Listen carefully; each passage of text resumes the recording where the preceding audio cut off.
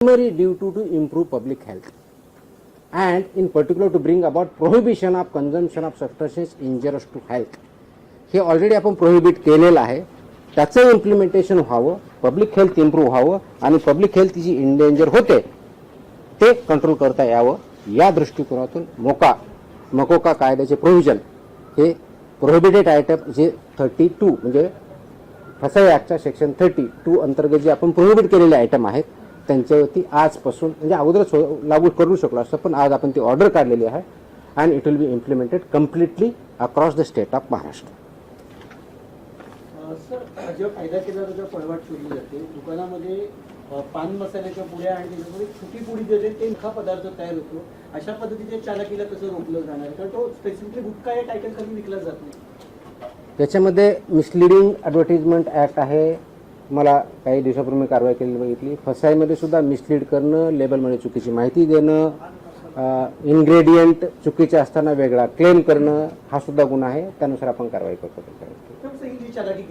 This is misleading. तर मिसलिडिंगला कायदा आहे. दुसरं मिश्रण जे असतं जे पान मसाला त्याला सुद्धा याच्या अंडर घेतलं जाईल का ते तंबाखू मिश्रण? मी तेच सांगतोय की आपल्याला कोणताही एखादी ज्यावेळेस प्रॉडक्ट असतो त्याच्यावरती लेबल कोणतं असावं, ते कोणत्या स्टँडर्डचं असावं, त्याच्यामध्ये कोणते कोणते इन्ग्रेडियंट असावे, त्याची काय व्हॅल्यू आहेत वेगवेगळ्या त्या मॅन्डेट दिले, त्याचे रेग्युलेशन्स आहेत. फसाईमध्ये रेग्युलेशन्स दिलेले आहेत, व्हेरी क्लिअरली दिलेले आहेत. त्याचबरोबर ॲडव्हर्टायझिंग आणि मार्केटिंगचे सुद्धा रेग्युलेशन्स क्लिअरली आहेत. त्याचं व्हायोलेशन जिथं जिथं होतं त्या प्रोव्हिजनचा वापर आम्ही तिथं करणार आहोत. सर, याची जेव्हा कारवाई केली जाते तेव्हा लोकल पोलिसांची भूमिका खूप महत्त्वाची असते. स्पेशली बीट मार्शल आणि यांचा जो व्हिजिलन्स असतो तो अनेक वेळा नेक्सस तिकडे दिसून येतो अनेक पानटपऱ्यांवरती. ते कसं ब्रेक केलं जाणार? कारण आपल्याकडनं कडक कारवाईची तरतूद सगळ्याकडून. त्याच्यामुळे तुम्ही जर आता मी वाचलं व्यवस्थित ऐकलं असतं तर त्याच्यामुळे तुमच्याकडनं प्रतिक्रिया त्याच्यावरती अपेक्षित. पोलीस आणि नेक्सस या ठिकाणी it's not about police or FDA किंवा food safety officers. It is the holistic. याच्यामध्ये कंझ्युम करणारा आहे तेवढा जबाबदार आहे, विकणारा आहे तेवढा जबाबदार आहे, इन्फोर्स न करणारा आहे तेवढा जबाबदार आहे. जो कोणी जबाबदार असेल आपण त्याच्यावरती कारवाई करणार आहोत आणि स्ट्रिक्ट करतोय. तुम्ही गेल्या काही दिवसामध्ये बघितलं असेल, हा ज्यावेळेस प्रोहिबिट केला त्यावेळेसचा उद्देश हाच होता की it's a danger to public health. आणि ते जर टाळायचं असेल, कारण याच्यामधून काय काय आजार होतात हे मी वेगळं सांगण्याची गरज नाही. It's documented, it's in the public domain. ते करण्यासाठी आपल्याला स्ट्रिंजंट ॲक्टचे प्रोव्हिजन आपण आज का इन्व्होक करतोय? कारण जेवढं इफेक्टिव्हली आपल्याला करायचं होतं तेवढं होऊ शकलं ना. हा डेटाच्या आधारे तुम्हाला मी डेटा सांगतो, म्हणजे जस्ट फॉर इन्फॉर्मेशन आपल्याला हा एक असेल की आतापर्यंत गेल्या 10 वर्षात ऑलमोस्ट आपण FIR किती केलेले आहेत महाराष्ट्रामध्ये? 32चा FSSAचा जो सेक्शन प्रोहिबिट केलेला आहे त्यावरती जे मॅन्युफॅक्चरर्स आहेत त्यांच्या विरुद्ध 260 मॅन्युफॅक्चरर्स FIR आहेत आपले. जे पुरवठादार आहेत हां सप्लायर्स ते 248 आहेत आणि पर्सन्स जे आहेत ते असे 190, असे 703 कोणते हे सॉरी ट्रान्सपोर्टर म्हणजे उत्पादक 260, सप्लायर्स 248 आणि ट्रान्सपोर्टर्स 190 असे 703 FIR आहेत. सो FIR काय कमी केलेत अशातला भाग नाही. त्यांचं प्रॉसिक्युशन त्यांची पुढची प्रोसेस आपण करतोय, पण आपल्याला अजूनही त्याच्यामध्ये कम्प्लीट याच्यामधून खरोखरच हद्दपात करण्याच्या दृष्टीने कारण याच्यातून झाला नाही तर पुढची स्टेप आपण घेतोय आणि ती आज आपण घेतलेली आहे. Yes please. एक मिनिट. गुटखा हा 2 नंबर धंदा आणि याच्यामध्ये खूप मोठं अर्थकारण आहे. ज्याच्यामध्ये पोलीस प्रशासन सुद्धा मोठ्या प्रमाणात, खास करून बॉर्डरवरचे जे जिल्हे आहेत किंवा बॉर्डरवरचे जे पोलीस स्टेशन आहेत तर तिथून मोठ्या प्रमाणात गुटखा सप्लाय होतो. आता मी ज्या भागात धाराशिव जिल्हा नवदुर्ग पोलीस स्टेशनच्या आधी मोठ्या प्रमाणात पोलीस प्रशासन काही गाड्या पकडतं, काही गाड्या सोडतं, असे पण आपण मी जे सांगितलंय की दोज हू आर रिस्पॉन्सिबल त्यांच्यावरती आपण कारवाई करणार. कुणी असू द्या, ते माझे अधिकारी होऊ शकतात, इन्व्हॉल्व जर असतील तर दुसरे कोणी असू शकतात. त्याच्यामध्ये एड्स अबेट हे शब्दप्रयोग आपण जे केलेले आहेत त्याच्यामध्ये त्यांचं इन्व्हॉल्वमेंट जर सिद्ध झालं तर आपण त्यांच्यावरती कारवाई फक्त पुरवठादार डेअरी ओनर्सची आणि मॅन्युफॅक्चर म्हणजे मिल्क अँड मिल्क प्रॉडक्ट्स याच्यामध्ये आज मीटिंग मी सगळ्यांची बोलवली होती. उद्देश हा होता की डेअरी सेक्टरमध्ये जे फसाईचे रेग्युलेशन्स आहेत, स्टँडर्ड्स आहेत, म्हणजे सगळ्या सेक्टरमध्ये आहेत, त्याच्यामध्ये डेअरीचे पर्टिक्युलरली बोलवले होते. कारण तो खूप मोठा इश्यू आहे, अनेक वर्षापासून आहे. अत्यंत चांगले लोक काम करणारे त्याच्यात आहेत आणि काही त्याच्यामध्ये चुकीचं काम करणारे पण आहेत. आणि म्हणून FDA म्हणून आम्ही काय कारवाई करणार as a FDA is a regulator. आणि मी फूडच्या बाबतीत म्हणलं फूड कमिशनर स्टेट म्हणून आम्ही रेग्युलेट करतो जे फसाईचे नॉर्म्स आहेत. आणि फसाई ॲक्ट हा 2006ला आला, त्याचे रूल्स 2011 झाले. आणि 2011 पासून आतापर्यंत वेगवेगळे रेग्युलेशन किंवा स्टँडर्ड्स फसाईने डिक्लेअर केलेले आहेत. ते मॅन्डेटरी आहे सर्वांमध्ये. जे जे फूड बिझनेसेसमध्ये आहे, ज्याला आपण FBO म्हणतो, फूड बिझनेस ऑपरेटर, ते रजिस्टर्ड असणं हा भाग वेगळा आहे.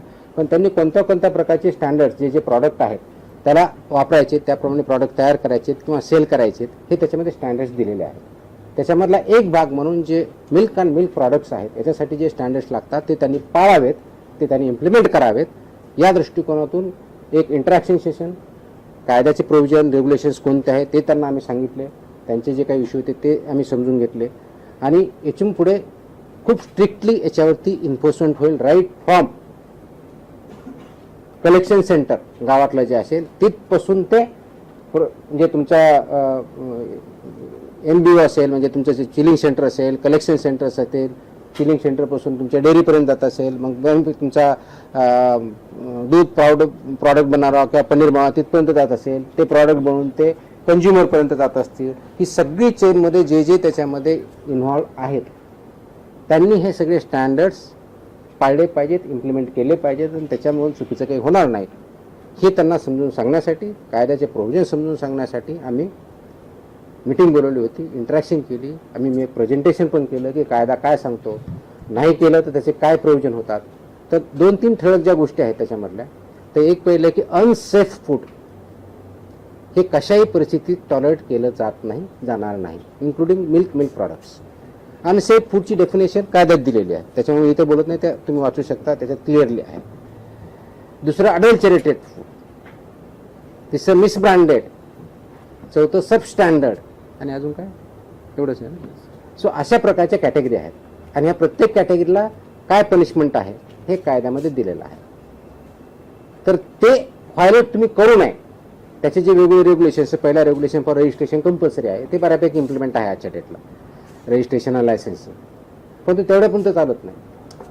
फूड प्रॉडक्ट्सचे जे 2011चे स्टँडर्ड्स आहेत ते बऱ्याच वेळेस कॉम्प्रोमाइज केले जातात, ते करता येणार नाही. मार्केटिंगच्या किंवा ॲडव्हर्टायझिंगच्या बाबतीत चुकीचं दिलं जातं, ते करता जाणार नाही. त्याचबरोबर काय म्हणतो त्याला, प्रिंटिंग काय म्हणतो त्याला, प्रिंट करतो ते लेबलिंग जे आहे ते व्यवस्थित होत नाही किंवा चुकीच्या पद्धतीने होतं किंवा मिसलिडिंग होतं, ते चालणार नाही. पॅकेजिंग त्याचे स्टँडर्ड्स ठरवले आहेत, ते पॅकेजिंग त्याच पद्धतीने पाहिजे, ते चालणार नाही. हे त्यांना आम्ही चांगल्या पद्धतीनं समजून सांगितलं आहे आणि बाय अँड लार्ज त्यांची कन्व्हिन्स झालेली आहेत की येस आमच्याकडे काही ज्या त्रुटी असतील तर आम्ही त्याच्यामध्ये कारवाई करू, जेणेकरून हे जे दूध आहे किंवा प्रॉडक्ट आहे, फूड अँड फूड प्रॉडक्ट जे आहेत ते कंझ्युमरला जे स्टँडर्ड फसाईने घालून दिलेले आहेत ते त्याप्रमाणे करतील. जे करणार नाही त्याच्यावर फसाई ॲक्टनुसार आपण त्याच्यावरती कारवाई करणार आहोत. आता हे standard over a period of time आहे, 2011 पासून आतापर्यंत जवळजवळ टोटल 28 प्रकारचे रेग्युलेशन किंवा स्टँडर्ड आहेत, त्याच्यातले 6 हे ऑथॉरिटीचे आहेत, मग 22 आहेत ते वेगळ्या प्रॉडक्टच्या बाबतीतल्या आहेत सगळे. त्याच्यातले बऱ्याचशा अंशी 6 ते 10च्या दरम्यान हे फूड अँड फूड प्रॉडक्ट्स लागतात. प्रत्येकाला मोर दॅन 1 लागतात, रजिस्ट्रेशन कंपल्सरी आहे, पण ते फूड कॅटेगरी जी असेल त्यांना ते लागतात. ते स्टँडर्ड्स आम्ही जास्त इम्प्लिमेंट करू, सॅम्पलही आम्ही वाढू आणि त्याचबरोबर आम्ही हे सांगितलं की कंप्लायन्स करणं ही तुमची जबाबदारी आहे आणि इन्फोर्स करणं ही आमची जबाबदारी ॲज अ रेग्युलेटर म्हणून. ती इन्फोर्समेंट आमचं स्ट्रिंजंट होईल. त्याच्यामुळं आपण स्वतः आपल्या आदिनीचं ज्यांच्याकडून तुम्ही दूध घेता, जे चिलिंग सेंटर्स आहेत, जे तुमचे प्रॉडक्ट्स आहेत, तुमचे प्लांट्स आहेत, त्या ठिकाणी याचं कोणतंही व्हायोलेशन होणार नाही याची काळजी तुम्ही घ्या. आणि सबस्टँडर्ड असेल, अनसेफ असेल, तो माल रिजेक्ट करा, तो तुम्ही वापरू नका, दुसऱ्याकडे वापरून देऊ नका, so that this unsafe, substandard, adulterated, misbranded असं कोणताही प्रॉडक्ट मार्केटमध्ये येणार नाही. यासाठी तुम्ही कार्यरत राहा.